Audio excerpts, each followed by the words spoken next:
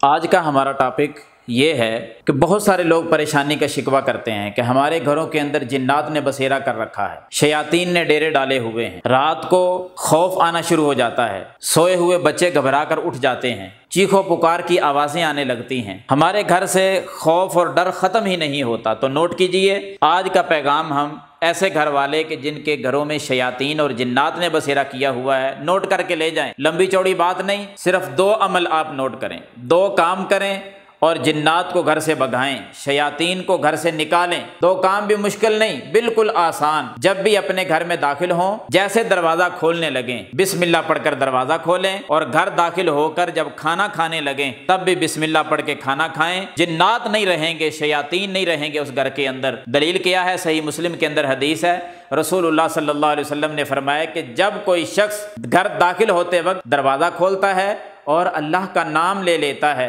बिस्मिल्लाह पढ़ लेता है, दरवाज़ा जैसे खोलता है बिस्मिल्लाह पढ़कर, इब्लीस अपने शयातीन में ऐलान करता है कि इस घर के अंदर हमारे रहने की अब जगह कोई नहीं, यहाँ से निकल जाओ। और जब बंदा खाना खाते वक्त बिस्मिल्लाह पढ़ लेता है, इब्लीस बड़ा जो शैतान है वो फिर अपने शयातीन में, अपने चेलों में ऐलान करता है कि इस घर से निकल जाओ, यहाँ हमारे खाने का एहतमाम भी नहीं है। यानी बिस्मिल्लाह पढ़कर दरवाज़ा खोलें, बिस्मिल्लाह पढ़कर खाना खाएं। शयातीन का उस घर में ना खाने का इंतज़ाम है और ना रहने का इंतज़ाम है। अगर हम ये 2 अमल नहीं करेंगे, हमारे घरों के अंदर, हमारे खाने के अंदर शयातीन का हिस्सा भी है, रहायशगाह भी है, वो वहीं रहते हैं, फिर हमें वो तंग करते हैं। यही जिन्नात हैं। इन जिन्नात से बचने के लिए ये 2 काम करें और हमेशा हमेशा के लिए जिन्नात से निजात पा जाएं।